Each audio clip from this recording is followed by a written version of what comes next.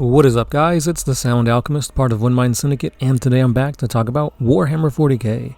In this one, I'm going to be going over an excerpt from none other than The End and the Death, Volume 1, the final conclusion to the end of the Horus Heresy and the Siege of Terra novels. Here we see the beginning of the end. We see Malcador doing a major sacrifice for the Imperium and for the sake of humanity. Recently, I've been talking about how Guilliman was one of the instrumental pillars that held up humanity for a long time, and even currently. And then I talked about who might be the next emperor with that of Valdor. So today, let's talk about a true hero to the Imperium, Malcador the Sigilite. Or rather, by the end of this passage, Malcador the hero. So without further ado, let's dive into this 40k lore. Now, I ask. He tells me yes. I sigh. It's foolish.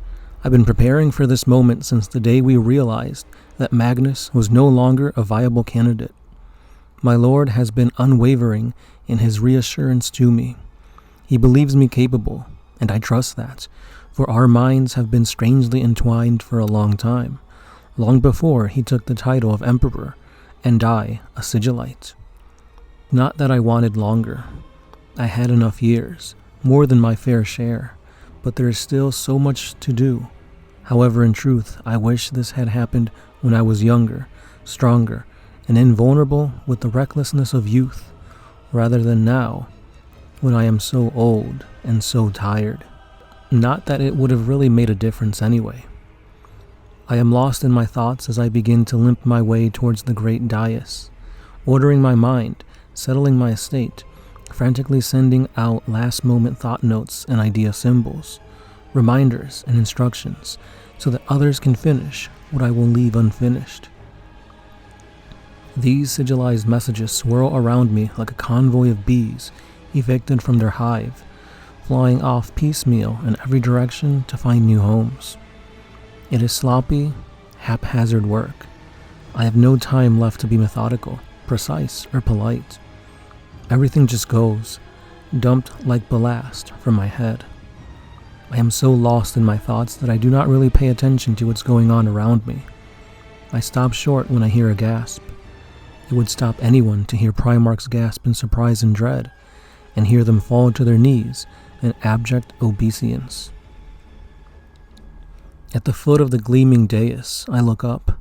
I look up at the exquisite steps that I will climb and never climb down again. My lord, my king of ages, my friend, my master of mankind. He stands. He has risen from the golden throne. He stands above me like the god that he isn't. He stands. That in and of itself is a minor miracle, for he has not stood in a long time, and I was beginning to fear he could not. Cloth of golden light hangs from his frame and his arms, streaked with traced threads of crimson sunset and scarlet dawn. There is a halo of white radiance behind him. Powers that be, I had forgotten this. I had forgotten how his majesty is. I had forgotten how tall he was. But why am I thinking this? What kind of old and tired fool am I? I ought to bow. I need to bow now. I need to abase myself and bury my face in the stones of the floor, for he is too bright to behold. I fuss and fumble, clumsily, my old limbs too stiff to obey me. I stumble. Hands catch me and arrest my fall before I crack my face against the lower step of the dais. The sentinels, Uzkarel and Kekeltus, have swept from their posts at the moment of my misstep, but they have not reached me in time. The hands supporting me belong to Rogel and Sanguinius. Vulcan is with them, his hand extended to help me upright. Constantine looms behind them, concern in his eyes. "Let me help you," speaks Sanguinius. "Forgive an old man," I mutter. "Steady yourself," says Rogel. "I am as steady as ever, my boy," I chuckle. They set me on my feet, and Vulcan hands me my staff. I look at them, and they surround me, their worry for me showing in their faces. But I shoo them away. I'm fine. These old legs, Valdor nods curtly. The two proconsuls step past the Primarchs and stand at either side of me to guide me up these steps. They reach to take my arms to support me. I tell them that I'll climb these damn steps myself. Give us the honor, Lord, of escorting you at least, says Uzkarel quietly. I huff and allow it. I begin my climb up the steps of the plinth, squinting into the glare, pulling myself up with each step with my staff as a prop clutched in both hands. It is a struggle, but nothing like the struggle that will follow. Above me, my King of Ages waits. He remains standing motionless, silent, ignoring the awe that fills the throne room. All eyes on him, eyes that never thought to see him stir or stand again. They have longed for him to rise, and now they are terrified of what his rising signifies. He looks right only at me, into my heart. Halfway up the steps I pause. I glance at the dutiful sentinels on either side of me. That's far enough now. I'll go the rest of the way alone. Their golden masks express no response. I near the top. The light flows all around me. My lord and master moves. He steps down to me and offers me his hand in support. That hand, the great and capable hand that has held the galaxy in his palm. I feel him close. To my surprise, he permits me to share the private workings of his mind. The signs I read are clear. Don't be sad, I say. This is more painful than he expected it to be. He is afraid he will never speak to me again, that there will be no more hours spent exchanging thoughts and words, configuring mankind's best fate. His memories are Antarctic bright, the day he first showed me the throne and told me what it did, the shining look of disbelief in my eyes, the evening when both we realized that I could moderate its functions as well, that in my mind, like his, had the capacity to engage with it and not instantly perish. That night we concluded that there might come a day when I would have to take his place. In almost every configuration of the future we could model, someone had to do it. I was not afraid, not then and not now. I knew what that would mean, and I brushed it off as simply a thing that would have to happen if it came to it.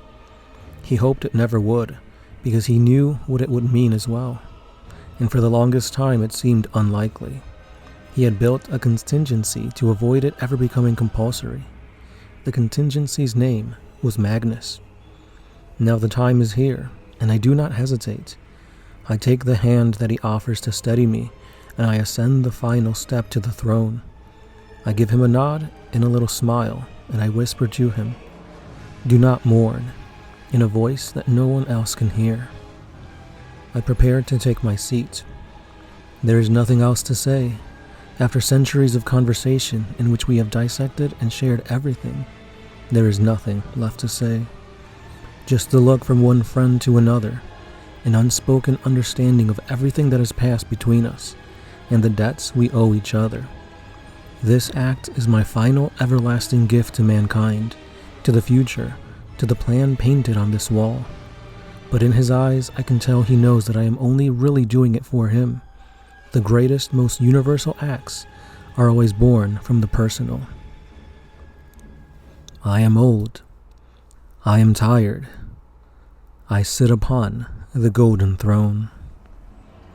And with that being said, we see Malcador the hero's final steps until he sits on the golden throne, which will take his life from him. So this is a very important part because basically this frees up the Emperor so that he can go ahead and meet face to face against Horus and finally end the heresy. So in your opinions, do you think Malcador's sacrifice was a good one, or they should have just put Vulcan on there, right? I mean, he's also a perpetual that has been coming back time and time again, so why couldn't Vulcan just keep perpetually regenerating his body as he sits upon the throne? Perhaps it was because he's not a psyker, so it couldn't be used as that battery to power the throne, but maybe with both Malcador and Vulcan on the throne, they could have made this happen. Regardless, this was a sacrifice that needed to be done, and we have seen the life of Malcador finally come to an end here. So again, guys, let me know your thoughts down below. Let me know what you thought about The End in the Death Volumes 1, 2, and 3 if you've read them already. And I know you're with me that we need more awesome animations. So we saw the new animation from the Horus Heresy at the beginning of the video, and I can't wait for more of that. But for now, that's all I got for you guys. Thanks again for liking, commenting, sharing, subscribing. And as always, it's been the Sound Alchemist, part of One Mind Syndicate, and I'll see you in the next one. Peace.